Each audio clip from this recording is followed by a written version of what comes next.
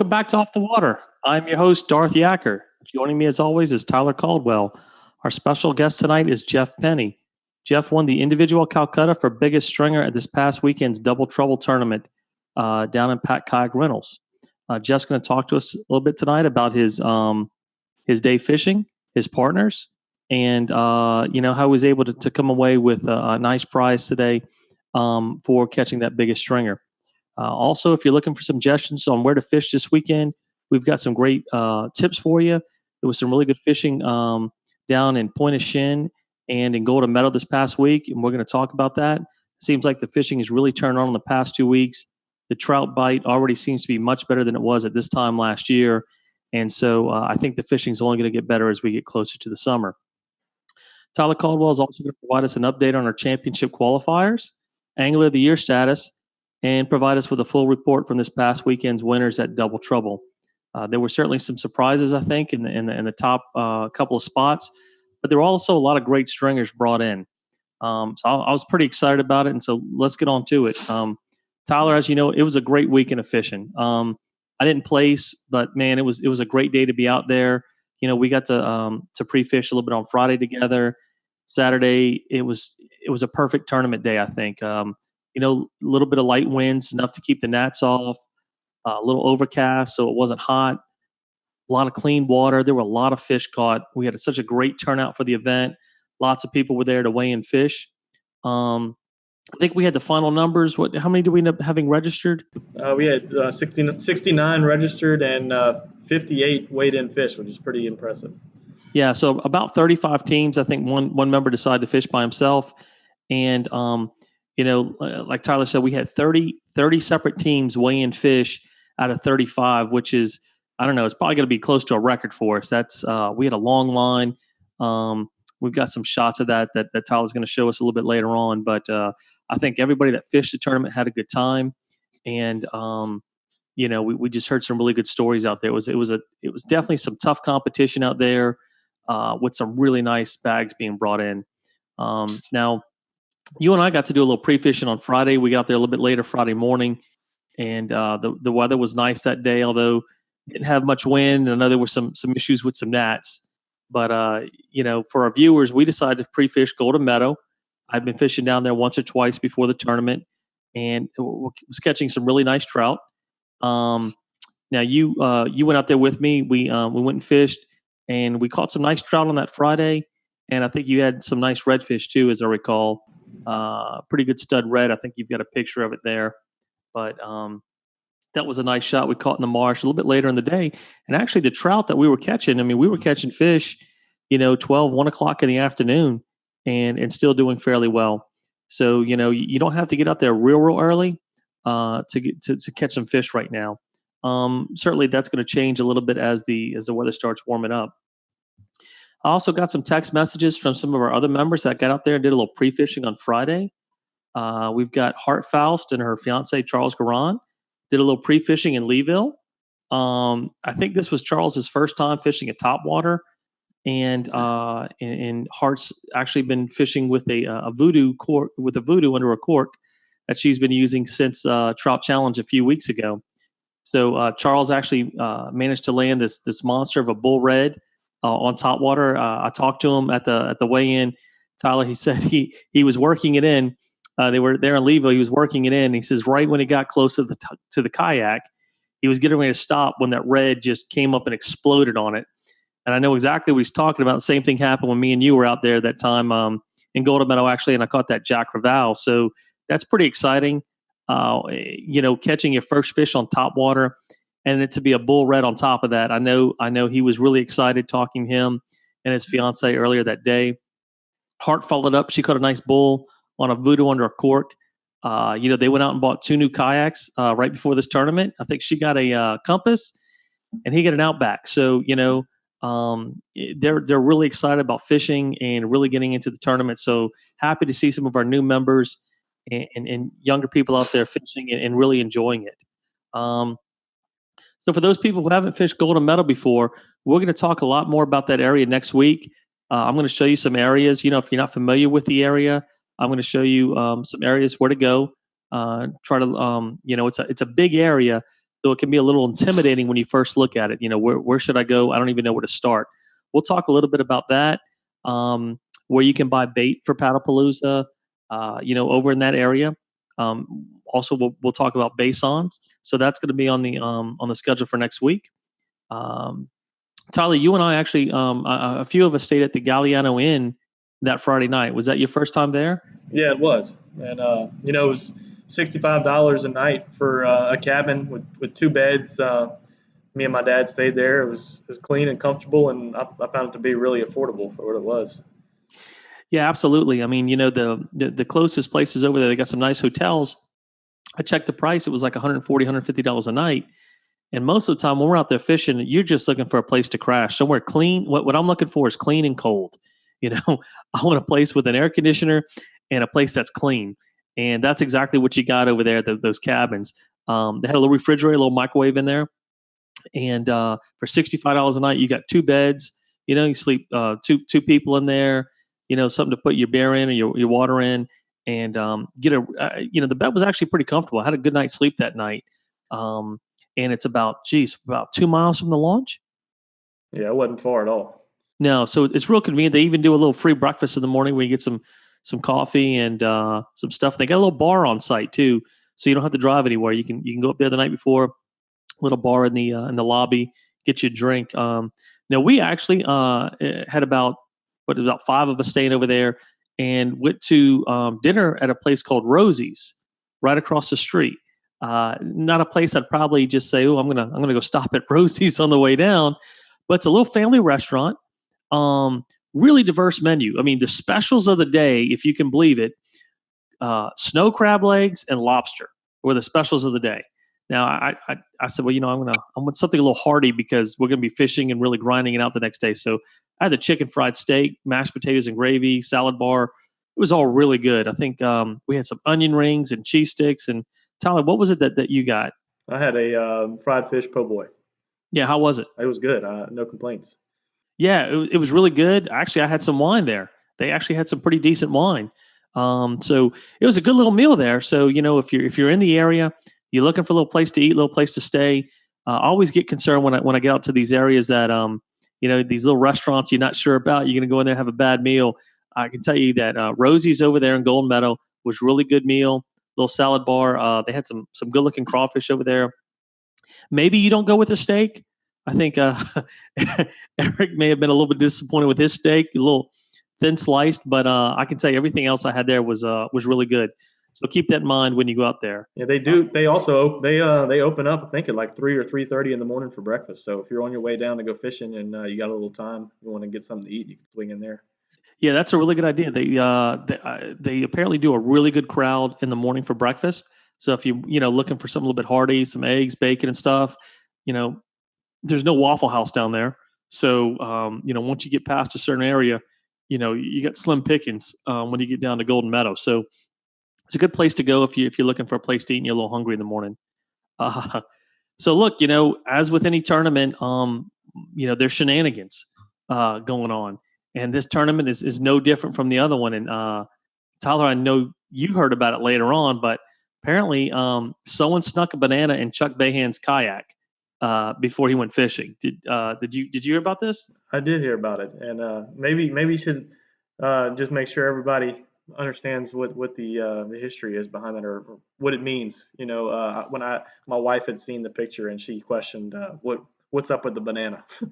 So I'll tell you this. I'm not sure about the history. You might be a better historian on that. I just know that banana is bad luck in your boat. And someone actually did this to me at the championship last year. Now this was a championship that I was heavily favored to win. It was it was at Bayou Log Cabins. I had pre-fished the hell out of it. I knew that area back and forth. Of course, the morning of the tournament, it's storming. I am deathly afraid of lightning when I'm on the water. And I'm married and I've got a daughter, so I don't take chances. And I stuck real close to the launch, screwed up my day. I lost my favorite fishing rod 3 times. Finally, I went to drink for good.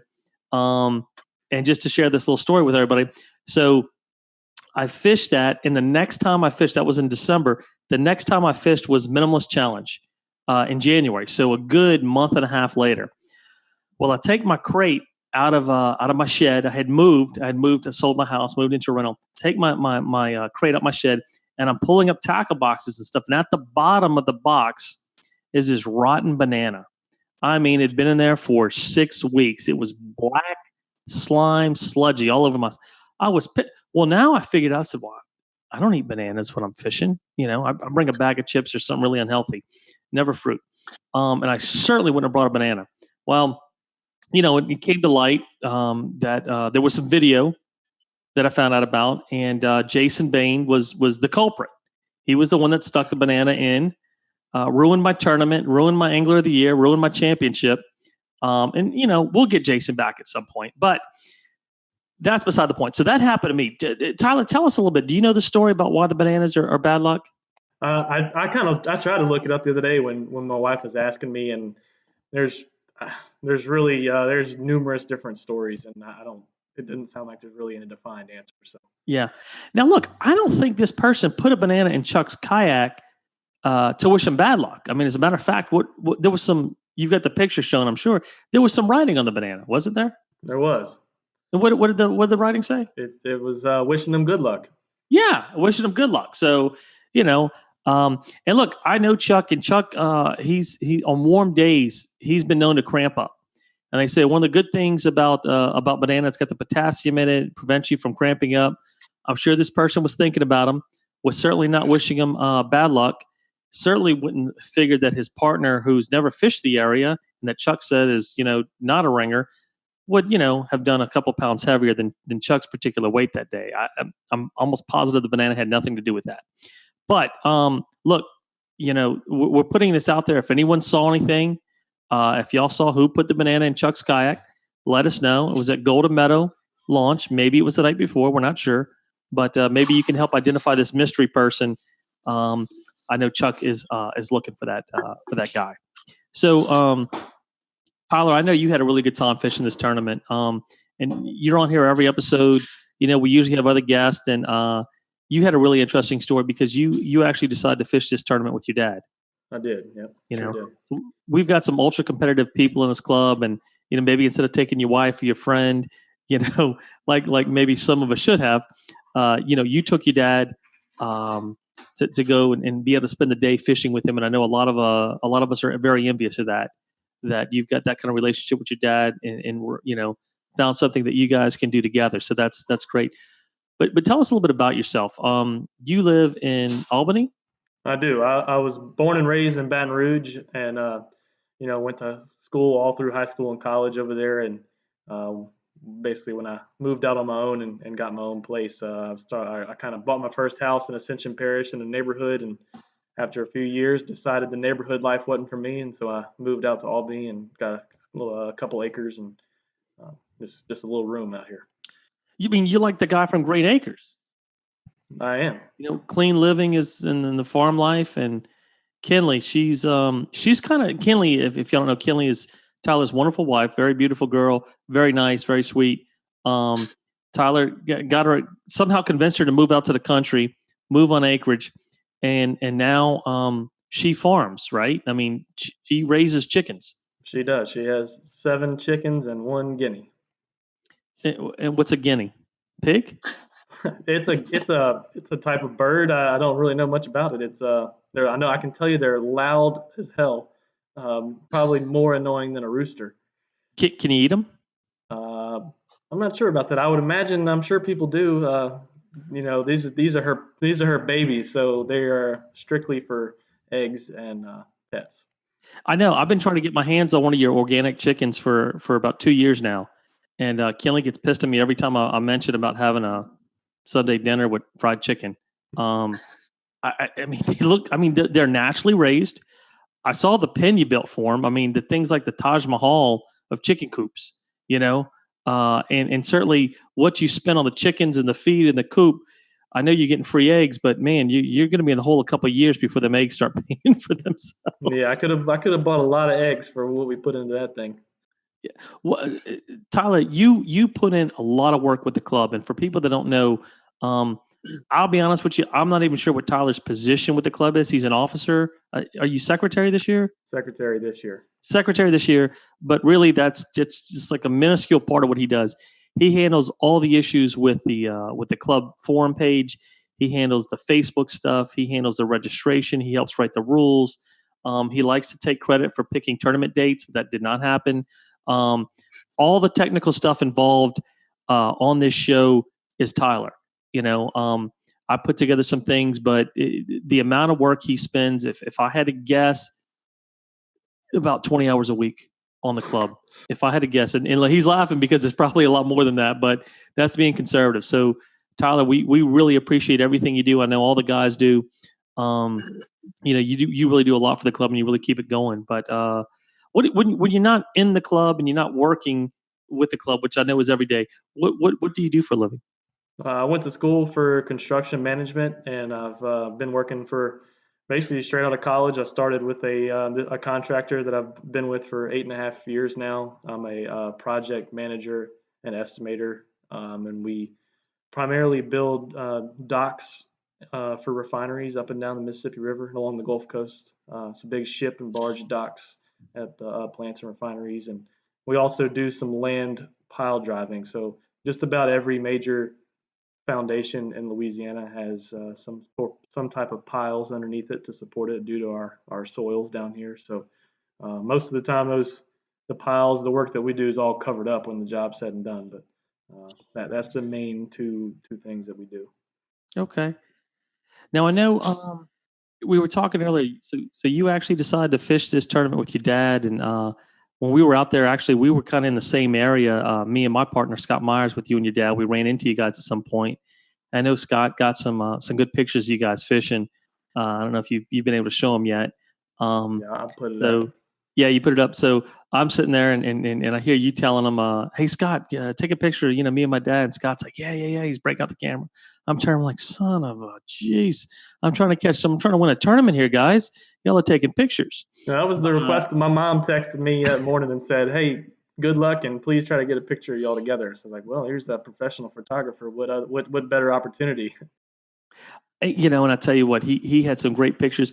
I don't know if you had the one of me and you in a slide that he took. Wasn't even aware of that one. But if you guys weren't out there, it was foggy. I do have That it. when we left, we were all in Catfish Lake at some point. There was 8 of us. If you were 20 yards or so away from your partner, you couldn't see them. There was another team, fishing kind of heading the same direction as we were, and all you could make out was maybe a little blinking light every now and again. It was a little scary because you get out there in the lake and you hear boats passing and you want to stop because they're hauling ass across the lake, and in that fog, which is certainly a dangerous situation. But tell us about your experience. Tell us a little bit about. I know you fished Golden Medal a few times. It's not a spot that you go to a lot, but you had some pretty good luck out there last couple of times you went. Tell us about your experience fishing the tournament, fishing with your dad. Yeah, it's somewhere that I have only fished really a few times, and but I'm starting to get a little more confidence in it. And when we were pre-fishing, we really noticed that the water in the area close to the launch was pretty dirty. So we had to travel a pretty good distance to find clearer, prettier water. So then, the next day for the tournament, we really, when we launched, we probably had about an hour pedal before we even got to where we started fishing. Uh, but it was, as Sean said, real foggy, real overcast. I really thought, especially after pre-fishing, I really thought the way the conditions were that morning that the topwater bite was really going to be on fire, and it really wasn't for us. I threw it a pretty good bit, only got a couple blow-ups. I don't think I actually even caught anything on topwater. I think the few blow-ups that they actually missed it. Um, Most of the fish that I caught were all on voodoo shrimp under a cork. Uh, the trout, to find big trout, we really had to keep moving. I bet I don't even know how many undersized trout we caught. I mean, they were really everywhere. And if I was catching small ones, I just had to keep moving. And every now and then, you'd pick up one that was a little bigger in size. My biggest one I think of the day was like 18 inches. Um, I think I had an 18, 16, two 15s, and a 14. And then my biggest red was 24 inches, which was also called on a voodoo under a cork. So I was happy that I had filled my bag. Knew that I already qualified for the championship. So I really just wanted to finish strong and try to maybe bump up on the AOY a few points. And I went to the weigh-in feeling, I knew it wasn't the ideal bag, but I felt pretty decent about it. And I was quite humbled when I got there to find out that 25 other people had outfished me and had a bigger bag than that. So, but all in all, it was a real fun day of fishing. I mean, it was action all day long. It just took a lot of moving around to try to put together a stringer of bigger trout. Yeah, and I would have to say that I agree with you 100%. What I was noticing, first, the water by the launch was definitely dirty. You really had to move around a little bit to find some clean water.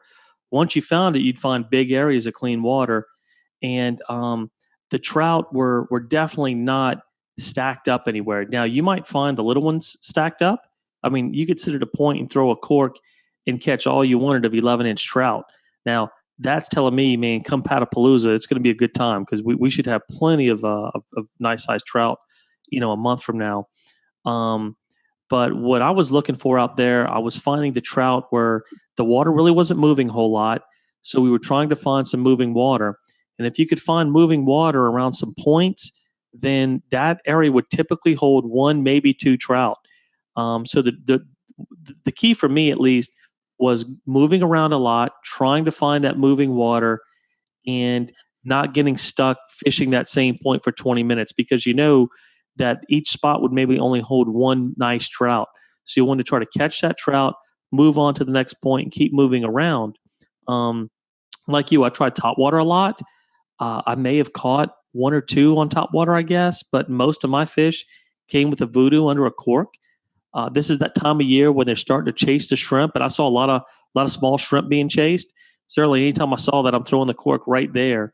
Um, the other thing I found, and a lot of people don't realize this, but and somebody told me this, that the trout are actually, they were in the grass.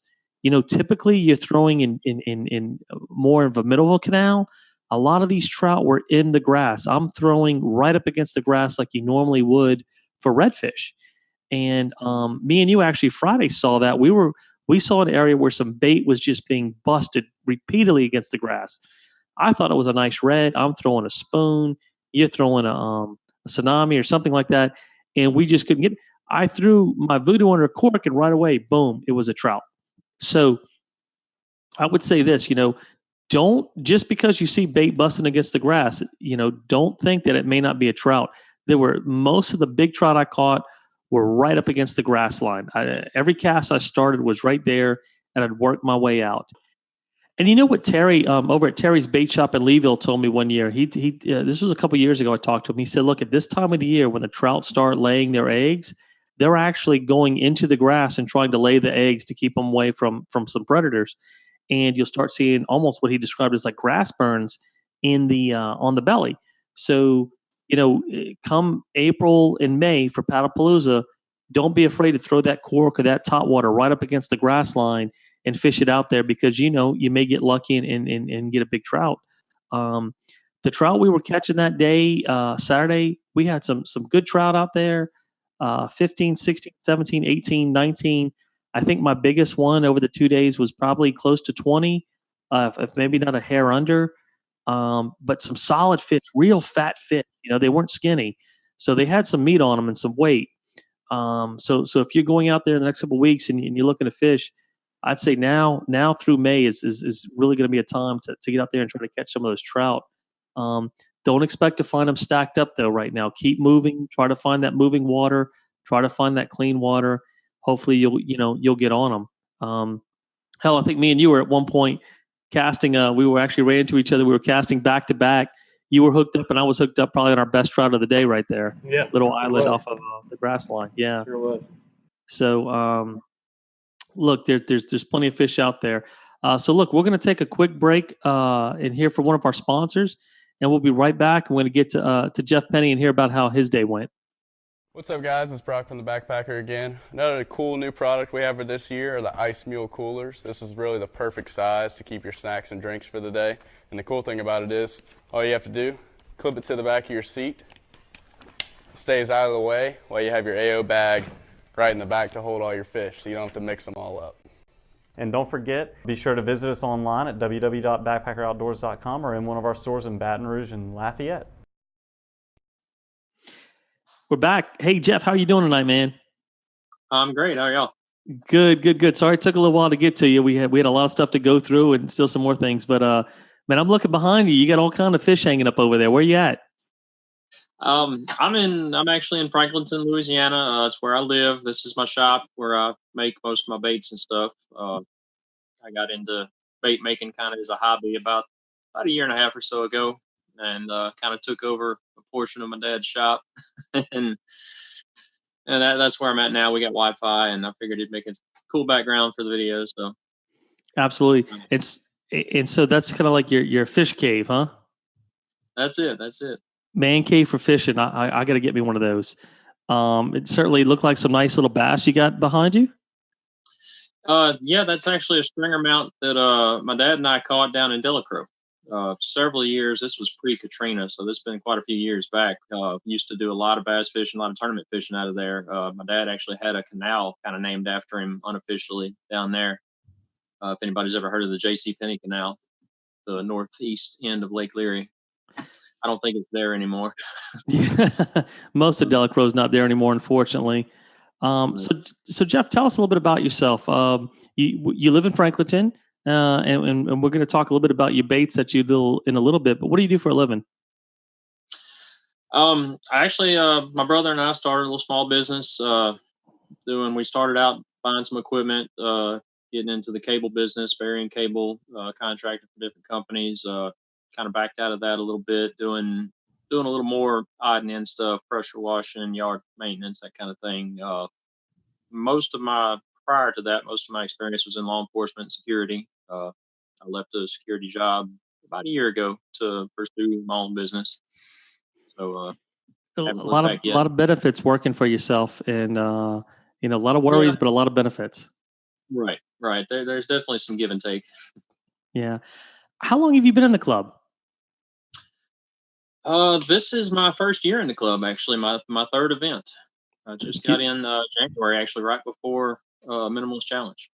That's fantastic. So your third event, you decided to fish this team tournament. So your first event was Minimalist? Yes. And you also fished Trout Challenge? The Trout Challenge, right. How'd you do with those two tournaments? Miserable. So this is a little bit of a redemption for you. Yeah, you redeemed yourself. Right. I didn't weigh a fish at Minimalist Challenge, and I weighed one fish at the Trout Challenge. Well, I'll tell you, don't feel bad. A lot of times at Minimalist, if you catch one fish, you walk away feeling pretty good. That's happened to me a couple of times.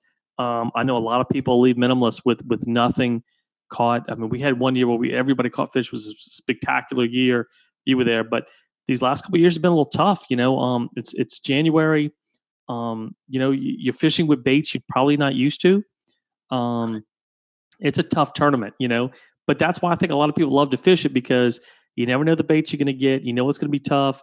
You just kind of got to stick with it. And I'm glad you didn't get discouraged from your first two tournaments. You end up at this one. Now, who did you decide to team up with on this tournament?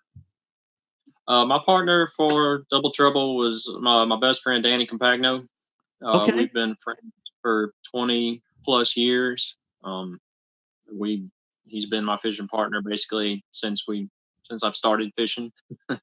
So yeah, it was kind of a no-brainer to team up with him. Now, were you always a kayak fisherman, or is this something new for you? No, actually, I just started this last year, I guess. I picked up a kayak probably middle of last year, I think last summer. And mostly I've up until January, I was mostly bass fishing out of it. I did take it out to Hopedale a few times. That's where we do the majority of our saltwater fishing out of. Had some great trips in it, fell in love with it, and talked Danny into getting one. And we decided when got into the club, heard about the Minimalist Challenge, and said, why not? We've done bass fishing tournaments pretty much all our lives. Said, why not try a saltwater tournament out of the kayak, since we fell in love with that? And we figured Minimalist Challenge would be a great place to start, because it seems like everybody's on a equal playing field. When everybody's given tackle that morning, and it's a shotgun launch, it's not like there's any great advantage that anybody has over us. Or for our first saltwater kayak tournament, we thought that'd be a good place to start. Yeah, and probably you picked the hardest tournament to start with. So Danny, I've seen his name pop up. Danny, he's this is his first year in the club as well, huh? Yes. Okay. And so then Danny and you have both, I think, qualified for the championship now. I think, Tyler, is it Danny? I think one of the qualifiers? Yes, he is actually. Yeah. I mean, that's fantastic. This is your first year in the club. And for both of y'all, first year really kind of fishing saltwater and fishing these tournaments. And now you have both qualified for the championship in November. That really is fantastic. So tell me. Danny's top 15 AOY too, I believe. I think you're right. Because I remember that's a name I haven't really seen before, but you see it popping up. And so a lot of times you'll see a lot of the same people, in there. But it's so refreshing when we see some new guys coming in there and, really making a difference. Certainly, you can see Terry Pham this year. He's up there, and we're going to talk a little bit about that more in detail. But anyway, so you decided to fish with your buddy Danny. Where did you guys decide to fish? I mean, there was a lot of areas to pick from. You had Leeville, Fouchon, Golden Meadow, Basons, Pack, Cocodrie, Dularge, Dulac. I mean, what would you guys decide to fish? This is definitely a year of a lot of firsts, and 90% of those places you just mentioned, we've never been to. Like I said, the vast majority of our saltwater fishing has been strictly out of Hopedale. The Minimalist Challenge was our first time out of Leeville. That's where we fished there. And this was our first tournament out of Pack. We launched and fished out of Pack kayak rentals there, and maybe 500 yards from the marina. we never lost sight of the marina. I know Tyler's kicking me in the ass right now, thinking they went 500 yards and he did that, Sean. We went 12 miles. So tell us a little bit about your day. I mean, you finished first overall out of this group of anglers. You had the highest individual weight. What was it? 15 point something pounds, I think, Tyler? Yeah, I don't have it in front of me, but I think it was definitely over 15 pounds. 15.83, I believe. Here it is, 15.83 pounds, first place. And I think your team name was Afflicted Fishing. Right. Is that right? Okay. Yes, that's correct. That's actually my my little tackle company name that I'm going by. And y'all had a total team weight of 21.28 pounds. So you nearly doubled your partner's weight. Yeah, it wasn't for lack of trying. No. It happens. He had a rough day. It's funny because you both could be fishing the same area with the same bait in the same spot, and for some reason you're catching fish and he's not, and you're like, I don't know what else to do. I mean, I can maybe hook it and hand you the rod, but that'd probably be illegal, So tell us about it. I'm sure he was frustrated. No, and I did end up giving him my rod to use after a while, after I'd caught basically my limit, and I did give him my rod and let him use it for a while. But we started out that morning, like I said, with a 5:30 launch. That's an hour or so before daylight, and only going 500 yards from the marina. So we had almost an hour to kill before we could even see. And we get out there and kind of get in our area best we could tell, and just start blind casting. And about my third cast with this chatterbait, I can't even see. I'm just waiting for my bait to hit my rod tip to let me know I'm out of the water. And all of a sudden, bam, I'm hit, and it's flopping around. I can't even tell what it is. It feels like a trout. I go to boat flip it. It comes off, hits the side of the kayak, gone. Oh, I'm like, oh God, okay, I can walk that off. Next cast, I find I can barely make out on the grass line. I cast past it. Boom, redfish. and I get him in the boat, solid, 25, 26 inches right there, right what I needed. I unhook him. I set him in the bottom of my kayak, kind of put my legs over the top of him. I turn around to unzip my cooler to put him in. He makes one flop, goes over my leg, out the kayak, gone. Oh God. This I mean, not even daylight yet. Can't see anything. I've lost 2 good key fish, and I'm losing it. I'm shaking like I have to take a break. The only reason I'm able to tolerate this story is because I know it has a happy ending, right? Because right now I'm in tears because I'm thinking, oh God, I know this, Tyler, happened to you with a flounder a year ago at an Alabama tournament. But Jeff, we know this has a happy ending for you. So let's keep going. I want to hear how this story ends. I managed to walk that off. Like I said, I just kind of had to compose myself a little bit, take a breather. Really just kind of waiting for it to get light to where I can see a little better, mainly. At least I don't know that would help, but it'd make me feel better anyway. But yeah, we kind of get where we ended up at. The current, kind of the tide, started really pushing through between these little grass islands, and we kind of got on the backside of one, and it was kind of a little half moon shape, a flat up kind of inside the little island there. And the current was pushing around it hard, so I kind of eased up in there out of it and was fishing that break line. And it seemed like every cast I'd either get hit or catch a fish, and they were solid 2.5 pound trout. Man, and these were all with a chatterbait. All with a chatterbait. I was basically bass fishing. That was my that was my strong suit. That's what I grew up fishing. And Danny's over here throwing, the staples. He's throwing matrix shad under a cork. He's, and he had one of my chatterbaits, albeit a different color, and that may or may not have been the key. He did finally get a bite on it, and his first fish was a giant redfish that broke him off on the first run. So his chatterbait was gone. That was just the beginning of his downfall. It was one of those days where everything that could have went wrong did for him. He just losing fish, breaking off on fish. It spiraled out of control, and there was just no coming back from it for him, unfortunately. I was fishing with Scott Myers, and we had a similar incident. We were out there early. We were throwing some baits. I had a trout and a 22-inch redfish early. Scott got an area, and he was throwing a top water, and he had a big trout hit his top water. And it was his biggest fish of the day as far as a trout. It was really good size. He got it close to the kayak. He reached back to grab his net, and when he did, sometimes that little bit of slack, trout got off the top water, and that kind of messed with him the whole day because, he kept talking about that trout. Once it gets in your mind, when you lose a fish like that, you lose a 15, 16-inch trout, it's like, okay, I'm not heartbroken. You lose a big trout, 20-plus inch trout, it's going to mess with you the rest of the day because that's in the back of your mind thinking that's maybe is a difference maker fish right there. Not to mention, everybody loves landing these big trout. So what was the water clarity like out there? Was it pretty good in Pack? It was actually clear. Yeah, it was pretty clear. We expected a little color. We expected it to be, with some fresh water moving in from all the rain and whatnot. We thought it was going to be bad, but it really wasn't. We had a good probably 1.5 foot visibility where we were at. Yeah. Now I knew Pack was going to have some good redfish.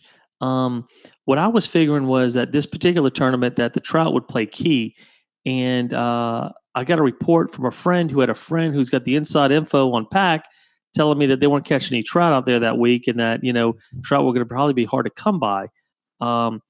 What surprised me though was that a lot of the people that placed ended up fishing Pack. I know first place came from Pack, third place came from Pack, and they had some really nice trout. So you were able to find them fishing chatterbait. Tyler, did we show that slide yet of Jeff's chatterbait there? Yeah, I've got a few pictures of some of the fish he caught on it, and yeah, I'll put up a good close up of the bait itself. So all of your trout came on that chatterbait? Everything I weighed, I think, came on that chatterbait. I did catch a few other fish, throwing jigging a matrix shad, throwing one under a cork. I caught some fish, but I think I culled out all those. I think everything I weighed came off the chatterbait. And that's not a bait I think most people are going to when they're fishing for big trout, is a chatterbait. Right. And to be honest, I expected redfish. I mean, that's what I was throwing it for. I said, it's early mornings. Let's go ahead and beat the grass lines and get the redfish out of the way. And then, like I said, I backed off this little. It was kind of a little drop off there. It went from like 2.5, 3 foot of water up to behind this little island. It was like a foot and a half, and all the bait were kind of piled up in there. So I kind of backed off, just doing what I know, to thinking bass fishing in my brain. I kind of backed off and started fishing that break line where the tide was ripping around that island, and right there is where that drop off is. And sure enough, those big trout were chasing those mullets and stuff up on that flat. That's crazy, man. That's fantastic. I mean, you found the bait, you found the pattern that day, worked for you. You come away with almost a 16-pound stringer of 1 redfish, 5 trout. I mean, how big was the redfish you ended up catching that day? Redfish was 25.5 inches. Yeah. So solid red. I mean, he's probably had some shoulders on him. Right. Definitely. So let me ask you this. Your third tournament, you come in. I mean, we've got some great anglers in here. You end up taking first place for individual Calcutta. Were you surprised? I still am. I'm still processing that. That's fantastic, man. That's fantastic. I love to hear stories like that. What you hear a lot is, people can get in there and you can find a good spot, some good fish, find the bait that they're really hitting on. The trick is becoming consistent. But, your skills as a bass fisherman fishing like that really translates to fishing for redfish. You're fishing with spinner blades and you're fishing with chatterbaits and stuff like that. So it's going to be interesting, watching you go forward. I really hope you enjoy fishing with the club and this group of guys and fishing Paddlepalooza. Certainly we have Redfish Rumble coming up in September, which should be right up your alley. I mean, you're going to be having some great areas, Hopedale, Delacroix, those areas, to fish. Yeah, I'm definitely looking forward to that one. We're planning as of right now tentatively to fish that one out of what we consider our home waters there at Hopedale. Yeah. And trying to put together a game plan for that. Now, there was a rumor, there was some team I heard that may have gotten out there early trying to fish for croaker to catch big trout. Was that you guys? That was us. That was us. So tell me about that. Our whole tournament adventure actually started Thursday night. We live on the North Shore. Like I said, I'm in Franklin, in Mandeville. So we met at like 10 o'clock in Mandeville at Sunset Point on a pier there to fish Lake Pontchartrain for croakers. And we filled an ice chest with probably 5 dozen croakers, perfect baits. And fished there for like 2 or 3 hours. And we left like after midnight, left Mandeville and drove straight to Montague to pack. And slept, hour and a half or so in the truck, got up, launched the kayaks, and went pre-fishing Friday. And I think all those pictures I actually sent you guys were of us pre-fishing. I actually didn't take any pictures of the fish tournament day. I was in tournament mode. But we actually caught better fish Friday pre-fishing than what I caught Saturday. Wow. If both of us, we kept track. If we would have been knocking on the door 35, 40 pounds if we could both weighed our best 5 and a redfish from Friday. And y'all were using those croakers? No, that was the the kicker of the whole thing. Is we were so excited thinking that this was going to be our ace in the hole, since live bait was going to be a key. But we got down there and we threw a few and got some key bites on them, but didn't want to overdo it. On the croakers, we're going to save that for Saturday. And for whatever reason, Saturday the conditions were totally different. We weren't expecting the wind. We weren't expecting the tide that we had, and the area that we were fishing was just there was too much moving water. We couldn't fish the croakers because we were freelining. Mm-hmm. So it ended up being our ace in the hole was 5 dozen croakers that sat in the back of the truck all weekend because we couldn't use them. Oh, jeez. We ended up after the tournament was over, we drove down Island Road and released all of them. It was miserable. Danny was hurt. Yeah, you're basking in the glory, and right. Release the croakers back to the wild. I will see you again for Paddlepalooza, and he's sitting there shaking his head, thinking of what could have been. I know that feeling. So real quick, you actually make your own chatterbaits. How did you get into that? It kind of started out as a hobby, really. Like I said, about a year and a half ago, maybe 2 years ago. It's something I've always kind of thought about in the back of my mind. So, I want to try it. And I finally got tired of watching YouTube videos on it. I said, I want to try this. So I ordered the stuff, got the molds, and started kind of tinkering with it. And I got where I was pretty good at it. People started taking notice. People started really liking what I was doing. So they said, if you make me something, I'll buy them from you. So I said, well, okay. So yeah, I ended up started making a few here and there. And, that's kind of where I'm at now. I'm kind of at a point where I'm trying to grow it to hopefully become a full-time business. Yeah. Here in the future. But yeah, it got to where I was doing pretty good. This is actually one that the same exact one that I was using this weekend. I think I sent a picture of that one in too. But yeah, I cast everything. I cast the lead. I use certain hooks. I try not to cheap out on any of the parts. I'll spend a little extra for the VMCs, the Gamakatsus, the owners. I try to use quality, parts and pieces for everything. And I hand tie all the skirts. Everything now I do is wire tied, so nothing, the skirts don't fall off and get drugged down off the hook. So, I just, growing up fishing the bass tournaments, I tried to put as much quality as I could into everything I was doing. Well, Jeff, a great way to get, just some free advertisement for that. Obviously today, I'm really interested in looking at those baits. I don't really fish with chatterbaits a lot, but it's something I've been wanting to add to my tackle box, especially with redfish. I had no idea it'd be popular for trout, but if you're ever interested in donating a few baits to the club, we can enter it in the raffle and, kind of get some free advertisement there. And I tell you what, if your bait catches fish, word is going to spread like wildfire, and people will use it. I mean, just to think of the number of baits that we've had with people donating a few to the club. Guy goes out, does really well on them. Next guy's getting them, and next thing you know, they're ending up in shops everywhere. I mean, I can't count the number of baits that this is happening. Death Grip jig heads. I mean, they're a local company. They provided us some jig heads for minimalists. Obviously, you fish with them for minimalists. And man, since then they've really exploded. We got people buying them, asking where they can get them at. I don't use any other jig heads other than Death Grip at this point. When I'm looking at for just a regular jig head, those things hold those plastics tight. So if people want to look at your baits, where can they find them? Are they sold in stores, online? Where can they go to look at your chatterbaits? No, right now I'm basically doing everything off of my Instagram and Facebook page, both under Afflicted Fishing. Okay.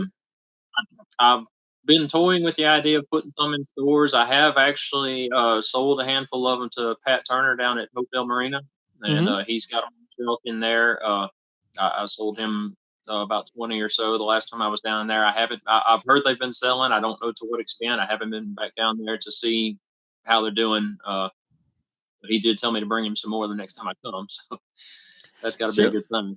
Certainly need to go talk to Mr. Eddie over at Pat Kayak Rentals. He does. He's got a great little stock of locally made baits with local guys. Tell him, hey, Mr. Eddie, I'm the guy that won the individual bag at Double Trouble. This is what I use, and I caught these trout on. I guarantee you, people are going to be over there buying those things. Especially for redfish. So I'm really looking forward to checking that out. So they can go on your Facebook page. Is that under Jeff Penny or Afflicted Fishing, or where's that at? The business page is actually under Afflicted Fishing. You can get through it through my personal page. Also, I think it's the same as my Instagram. They're both under Afflicted Fishing. Should bring you straight to it. Great. Well, look, we're gonna have to move on a little bit. I could spend here rest of the night talking to you for a while, drinking my wine and everything. Once I get my wine in me and I start talking fishing, it's hard to slow down. But we got a lot of other stuff to cover. But feel free to stay with us as we go on a little bit. Tyler, I know Jeff wasn't the only angler to have a good day. We had some really good stringers. With the individual weights, obviously Jeff took first. Terry Pham took second at 15.77 pounds, Cody Guidry took third at 15.23 pounds. So those were all some really good stringers brought in there. But the main event obviously was the team tournament, and the team of, well, it's actually famous, but it's famous obviously. Terry Pham and his brother Brian Pham, they had a total team weight of 29.81 pounds. And I think if you remember us talking about this, I said all along, I said it's going to take about 30 pounds to win this thing with the trout I was seeing out there and the redfish I thought that would be caught. They came in, Terry and his brother each had a trout that weighed almost 4 pounds. Well, I think Brian, as I recall, had the bigger trout. Is that right, Tyler? That's right. I think his was a little over 4 pounds and Terry's was a little under. Little under. So for two guys to go out on a team and to each catch a 4 pound trout, that's 8 pounds right there of your stringer with one fish. You really have to screw up your day after that to not win the thing. So they came in, they had some beautiful trout. They caught their redfish, and they came out in first place. So they both had a really good day. Second place for the team weight. And look, this one kind of surprised me as well. I told you we were going to have a Cinderella. I thought we'd have a Cinderella. I know Terry can catch some nice redfish. Pack, I knew he'd probably be fishing that area. He loves that area. He does really good over there. Didn't know he'd be coming in with these trout that he caught. So that was a Cinderella for me. I didn't think they would be coming in with that kind of stringer. Second place, again, a surprise for me. Kalen Johnson, Brandon Thibodeau. The team was Louisiana made, total weight of 27.6 pounds. Everyone knows Kalen, Brandon. They are redfish guys, really good catching redfish. We all give Kalen hell because he's so good at redfish. We always tell him he can't catch trout. Taylon's pretty pumped right now because he said no one could say that he can't catch speckled trout anymore. He went out. They were actually fishing basons. So not far from us. They were fishing basons. I talked to Kalen earlier in the day. He told me that they had their trout already, and they were going for their redfish. So they found some really good redfish over there. Found some trout. Did really good fishing basons. Third place, the real power anglers, Butch Ridgedale and Josh Red. Those are guys that mostly fish the Lafayette Club tournament. Those tournaments, 27.4 pounds. Butch also fished pack. Like you, Jeff, I don't think they fished very far from the launch. So, there's some solid fish at pack real close to the launch if you can find them. Sometimes you don't have to go far, especially for the trout. Redfish may be a little different, but especially for the trout, they're real close. Fourth place actually was my odds-on favorite. I thought they were going to end up winning the thing. I knew they would probably place Jimmy Baker and Aaron Clay, the Backwater Bandits, 26.57 pounds. They also did real well over there. So an honorable mention, they didn't end up winning or placing, but fifth place, the Banjo Minnows, Bryson Hatcher, Chuck Bahan. I think they were in the Golden Meadow area as well at some point. But look, man, this thing, one fish could have made the difference. And I'll tell you a story. Eric Stacy, who fished at a Golden Meadow, he and his partner, oh God, who was he fishing with? Tyler, I forget. Johnny Bajeron. Johnny Bajeron, yeah. Sorry, Johnny. Just had a mind fart there. But Johnny Bajeron, they were fishing. Eric had a really good stringer going. He had 14.67 pounds. Team names Nuck and Futz. Nuck and Futz. They had a difference maker. They were getting close to the end of the day, and Johnny was on a redfish, and he had a solid red come in. He had it on the bogo grips in the kayak, and they are within sight distance of the pump station launch because I was coming up behind him as we were coming in. So Johnny turns around to push the fish in the bag, and he's got him on the bogo grips. And as he's turning around with the bogo grips, Jeff, like you, the fish hits the bag, flops out into the water. And Eric said, if you were fishing on the other side of Catfish Lake, you could have heard Johnny cursing at that point because it was just that was the difference maker. Probably doesn't put him in the first place, but may put him up there, maybe third place. Who knows? Maybe even second. It was that size of a fish. I know Eric was real upset about it, and I think Johnny was even more upset. I was actually giving Johnny some lessons on how to properly handle a fish on the way in, Tyler, when we were rowing in together. I don't think he took too kindly to that at that point. But hey, it happens to all of us. It's happened to me, Tyler. I know it's happened to you with a flounder, and certainly it's not going to be the last time it happens to us. So those were our winners. Look, we had some interesting people at the weigh-in. Dan, I think it's Rob Bell and his partner actually dressed up as the Mario brothers. So we had Mario and his brother Luigi fishing the tournament, complete with outfits, mustaches. I think they put more time into making their outfits than they did pre-fishing.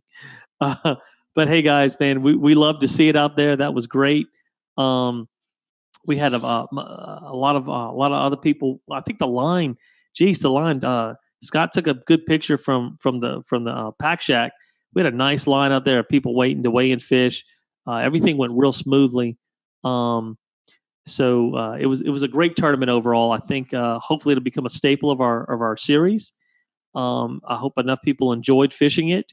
We kind of went out there and went on a little bit of a limb there, hoping we'd get some good attendance, and we did. Jeff, if you had to fish it again, did you enjoy the format? Oh yeah, absolutely. I love it. I fished a lot of team bass tournaments, so it kind of felt comfortable as far as Danny and I have always been partners for that kind of all our bass tournaments. So it was definitely a good format. I would definitely do it again. That's good to hear. I'm hoping to get a lot more feedback on that. So with Double Trouble in the books, we only have one qualifying tournament left for the championship. That's going to be Rumble on the River in September. That's going to be our Redfish tournament. All of Plaquemines Parish and St. Bernard Parish is going to be in play. Certainly, we're going to talk about that, but that's a good bit of ways. We do have Paddlepalooza coming up before we're taking our summer break. Tyler, can you give us a rundown of our Angler of the Year standings after this tournament? Yeah. So first, I'm going to say this list is based off of total points. So of course, every angler is going to automatically drop one tournament. It's going to be whatever their lowest score is going to automatically drop. I don't have that list as a slide right now, but we'll go through this one. First place, I know Sean's been waiting for this since Saturday. Sean Rastanis in first for AOY. Second place, Chuck Bahan. Third place, Squints Benoit. Fourth place, Matt Carr. Fifth place, Terry Pham. Sixth, Michael Etheridge. Seventh, Tyler Caldwell. Eighth. Hey, that's you. It is. Look at that. Seventh place. Yeah, I think once I drop one, it's not going to be as pretty though. So, go ahead. I was just going to continue. Would you? Yeah, go ahead. Okay, eighth place, Jeffrey Oliver. Ninth, Dean Turner. 10th, Francis Tran. 11th, Jeff's partner there, Daniel Compagno. 12th is Devin Belts. 13th, Steve Lassard. 14th, Clayton Schilling. 15th, Doug Menifee.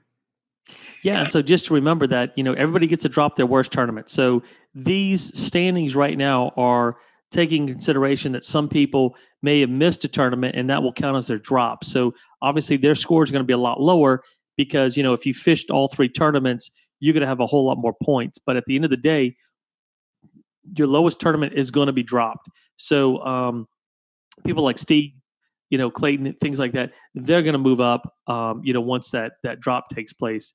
But Tyler, thinking back, 2 years ago, and this is really for a lot of our younger members just getting into it. Jeff, you're just starting to fish it right now. But 2 or 3 years ago, you'd go out, you fish a tournament, and, you're happy if you caught a fish. You're not thinking of placing. Tyler, me, the same thing, I don't think I actually placed on one of our regular events for maybe 2 or 3 years, and that was a 5th place finish at that. The key, once you start learning the areas, because anybody could be a good fisherman if you fish Delacroix every day. If you go to Delacroix every week, yeah, you get a no Delacroix. The trick is though, is when you have to start changing your tactics and changing the scenes when you're fishing Leeville in January, go to Meadow or Pack in April, 40, Reggio in September. 40 It all mile changes. or 40-mile-per-hour winds when Sean picks the tournament dates. Exactly, or 40-mile-an-hour winds, or blinding rain, or lightning, or what we have last year, the winter storm, the Arctic blast.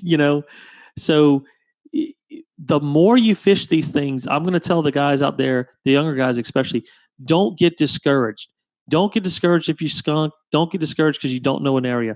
Once you start fishing them, by the third year, you're going to start learning the areas. You're going to start knowing where to go, where not to go. Things are going to start to click for you, and you're going to start getting consistent. And then you're going to have a good tournament. You're going to, like Jeff did, you're going to find an area where you've got fish on a good bait. I mean, a couple of weeks ago, I won my first event in 4 years. I found a good area. I found the bait. I got, the key is to be consistent. Try to fish all the tournaments that you can. Pre-fish if you can, and it's gonna work out for you. So don't get discouraged on those things. So we've got our AOY going. We've got 2 tournaments left. We got Redfish Rumble, Rumble on the River. We've got the championship in November, and that's going to really decide it. But I know Tyler in the point standings right now. Even if you drop a tournament, there's not much of a difference between first and fourth. I think there's 2 points separating first from fourth. I think with the drop, me and Devin are tied. Steve's maybe in second, and Clayton's in fourth. And there's like a 2-point differential. So this thing is really going to come down to the wire. And even if you're sitting there in 10th, or 11th, don't give up. Somebody misses a tournament. Somebody has a bad tournament. You win a tournament. Things can change with one tournament, I'm telling you. So stick to it, fish it out. And I think, if anything, you're going to have a good time. You're going to have a good time, and you're going to learn. And as a reminder, we pay out 5 places. Well, it's not a payout, but we'll have 5 places that'll get prizes for Angler of the Year. So, Tyler, we also got some new qualifiers for the championship this year, right? After this tournament. We sure did. Yeah, we had 20. The last episode we had 20. Now we're up to 28. Do you know who the new 8 are that qualified? I'll run through the whole list. I don't have it just the new 8, but we've got Aaron Bryant, Aaron Hawk, Brock Miller, Brian Pham, Butch Ridgedale, Chuck Bahan, Clayton Schilling, Danny Compagno, Dean Turner, Devin Belts, Doug Menifee, Eric Stacy. He's a new one. There's a club officer that got in there now after this tournament. Yeah. Francis Tran, James Poche, Jason Bain, Jeff Penny. I think you qualified too in this one. Yeah, you finished first. Jeffrey Oliver, Jimmy Baker, Squint Vinoy, Jonathan Carter, Josh Thompson, Kalen Johnson, Matt Carr, Nick Guidry, Sean Rastanis, Steve Lassard, Terry Pham, and Tyler Caldwell. And we have 8 other guys that have finished in the top either 20 at Minimalist or top 15 at the last 2, and all they have to do is register for a second event, and they'll be qualified as well. So we're looking at potential 36 people fishing the championship with 1 more tournament to go. Yeah, and we'll have a lot of repeat people that probably Rumble on the River, people that have already qualified that'll do. Generally, we average about 40 people that qualify and about 35 people fish. Jeff, you didn't fish last year with the club, so you haven't fished a championship yet. Right. So I'm going to tell you guys, you're going to want to take there's going to be a dead period before the championship. I think we usually do about 10 days that people can't fish the area. We'll announce the area. I think the last 2 years we've announced where the championship is going to be held at Paddlepalooza. There's going to be a dead period. And then the Friday before the tournament, everybody's allowed to come down and pre-fish the day before. A lot of us come up Thursday night. That's the night to eat, drink, and be merry. Because even if you get up a little bit late on Friday, it's okay because you're pre-fishing. Friday night, everyone's in bed. Everyone's real secretive, hush-hush. It's a really good time. A lot of hijinks, a lot of the same guys. You get to hang out with a lot of the guys that are, really, really close with the club that fish a lot. If you and Danny, since your buddy you qualified also, y'all come down, y'all are going to have a good time. Even if you don't place, I always look at it and said, man, this is when we came up with the idea for the championship, it was kind of like an end of the year celebration where we could kind of reward everybody who did good, at least in one tournament, and everybody get together, eat, drink, just be happy. I think last year we had some moonshine or some gumbo, some dark meat gumbo, some ribs, some egg rolls. We have a blast every year.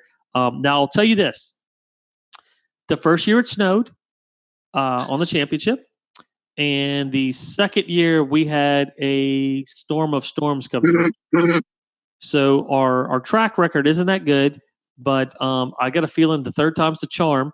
So hopefully you guys can make it down and do a little pre-fishing and have a good time out there. And the prizes are great. I mean, I think first place is $2,500. Second place is like $2,000 or something, and third place is maybe $1,500. I may be off with the numbers, but it's somewhere right around. Well, hopefully we can get to those numbers. If we get, we'll see how it goes. Yeah. I think the minimum is 2,000, 1,500, and 1,000. But obviously, if we get a little more money than we expect, then we're going to pay it out. Exactly, and you're not competing against a field of 100. You're competing against a field of 35 or so. Now, of course, those are 35 of some really good fishermen out there. I mean, you're going to be competing against some of the best guys out there. You're going to bring whatever bait you can, not live, but artificial. And it's going to be a real good time. We also moved it up a month to November from December, hopefully to try to get a little bit better weather and change the thing. So, look, if you guys are looking to fish this weekend, Point of Shin, Golden Meadow, they're holding some really good fish right now. There's plenty of trout out there. Redfish, you don't need live bait. You just need a good artificial to popping cork, or maybe a chatterbait, whatever your choice is. But definitely try to get out there. This is the time of year you want to be fishing. Even if you're sitting there and say, I've been skunking lately. So I'm telling you, this is the time to get out there right now. Actually, Tyler, I've heard some good reports coming out of Lake Pontchartrain with the trout. Really? That's kind of surprising, knowing that the spillway's been open. Surprising with the spillway open, but Dockside, Chaz Champagne, and those guys were fishing out there. They've got some really nice trout. I talked to another club member that fishes the lake a lot. I asked him, I said, hey, man, you've heard anything? He says, yeah, they're catching some trout in the lake right now. So real surprising about that. But hey, if you can get out to the lake, it's close by, fish the trestles, go look for some trout. Right now they're catching some good fish out there. Look, next week we begin our Paddlepalooza countdown. We're going to go talk a lot more in detail about the rules. We're going to go over the categories, the boundaries. We're going to highlight the areas to fish. We're going to tell you where you can stay, where you can get your live bait. We'll talk about the captain's meeting, the awards, the raffles for all these new guys. I really expect that this might be our biggest Paddlepalooza ever. Just the club's growing every day. We're also gonna highlight some areas. Next week we're gonna talk about Golden Meadow and Basons. We're gonna talk about introducing the area, kind of showing you around a little bit where to fish. We're also gonna be showcasing some of the excellent raffle prizes we have. Jeff, if you haven't fished Paddlepalooza before, we've got this big award ceremony where we've got all these categories. I think we have about 20 different places that are paid out because they do 1 through 10 generally for the slam category. Then we pay out 5 places for biggest trout, biggest red, biggest flounder, biggest leopard red. Or leopard red category. So, we've got all those things. You get this huge raffle afterwards. You buy tickets. That's really what helps fund the club. We've got these great sponsors. I mean, we've got coolers. We've got rods, reels, bait, all kinds of stuff. You get a captain's bag. You get a T-shirt. And that reminds me, registration for Paddlepalooza is up now. You can pre-order your shirts. However, the cutoff for pre-ordering T-shirts is April 15th. Also, if you want to guarantee your shirt size, you have to register before April 15th. What we do is we have to order all of our shirts in advance, and we have to estimate for so many larges, mediums, extra large, double large. If you register before April 15th, you will be guaranteed your tournament shirt in this size, and this is not one you want to miss. Trisha Lewis did a great job on designing it. We got a Kraken on the front. I mean, a freaking Kraken on our T-shirt this year, which is awesome. It's got a guy in a Hobie and everything. Tyler likes to say it's because the Hobie wasn't fast enough to get away, but I disagree. Anyway, we've got some great shirts. The captain's bags. We're going to talk about the captain's bags next week. The captain's bags are going to be filled. We've got some great items going to be put in the captain's bags this year. You probably got at least $10 worth of crap in your captain's bag. Some good stuff too. So you're going to do that. The volunteer list is posted on the forum and Facebook.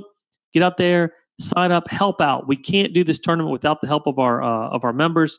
You know, if you want to fish, if you want to clean up a little bit, whatever you can do to volunteer is greatly appreciated. You know, we have a lot of people, Tyler, that make their own baits, that are local guys, or even some national people. Cabela's, Bass Pro, you know, Pure Fishing. We have some great sponsors of Bayou Coast. If you are interested in becoming a sponsor of Bayou Coast, feel free to reach out to me or to Tyler, and we can certainly put you in touch with our sponsor coordinator, Aaron LaRose. You can find us on Facebook.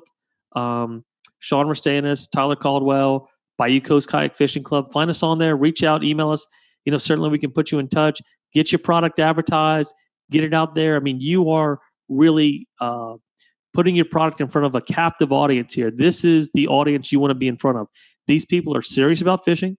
They spend a lot of their money on fishing. I mean, if you think, Tyler, how much money that you spend on fishing per year, it's into the thousands probably. I don't want to say because my wife might be watching. So exactly.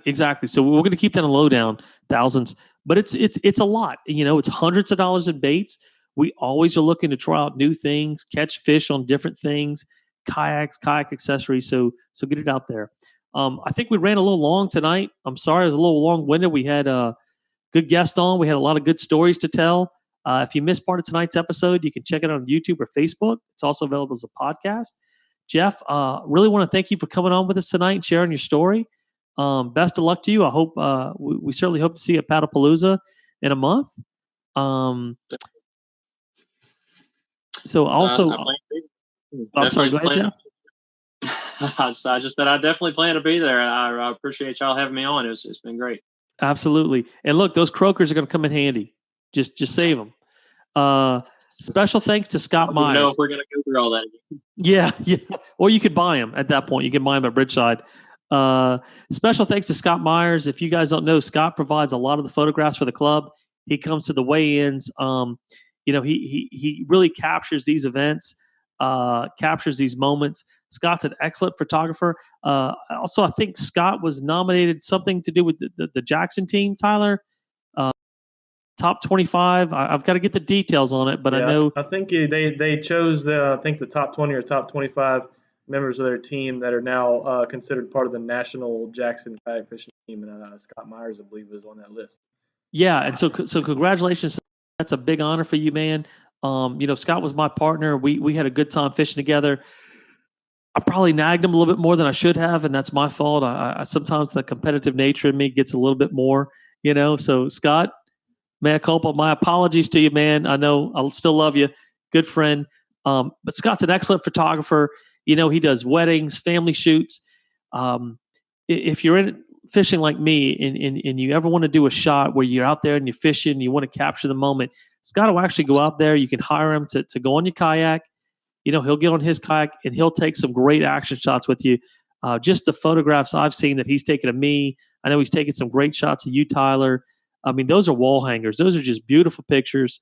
And we're going to have Scott on after Paddlepalooza to discuss outdoor photography. You know, he can give us some tips on equipment, you know, maybe things to do to make your pictures come out better. But if you're looking for a photographer for anything like that, certainly, you know, reach out to Scott. He's on Facebook. Can't reach him, get in touch with me or Tyler. We can certainly put you in touch with him. Lastly, big thanks to Mr. Eddie and Lisa Mullen over at Pack Kayak Rentals for hosting this event. Tyler and I actually got to sit in the shade while we were recording the weights. That was a huge plus this year. They have a first-class facility for kayak fishing in Louisiana. If you haven't been there, you've absolutely got to get down there. Need to make a trip. You know, they'll put you on the fish. They'll show you around, live bait. They've got there a lot of nice selection of local tackle. And Tyler, lastly, this is for me personally. I wanted to thank the people over at Pack Shack. When I got there, I was running late and I had to stay in line. I was hungry. I hadn't eaten yet. And I called in my order. They actually came down and delivered the food to me at the weigh-in. So I got my chicken fingers. I got my French fries. I got to eat all that while we were weighing in fish. And I tell you what, thank you guys. That was really nice of you. If you haven't eaten there, the food's really good. I know you had the big burger over there, right? I did. I've had it a few times. I mean, it comes on a sourdough bun. They have their own sauce called the pack sauce, I think, and it's delicious. It absolutely is. So if you're down there, there's not a whole lot of places to eat down there in Pack. But that, fortunate enough, they got one right there at the launch. Good food, good people. So definitely check. I think they've got ice cream too. Banana splits. Yeah, Chuck said he loves the banana splits. Yeah, he loves the banana. Just got that. He loves the banana splits, right? So guys, look, we had a great show tonight. Thanks for joining us, Jeff. Thank you again, Tyler. As always, thanks for helping me out, buddy. Good night, tight lines, and we'll see you guys next week.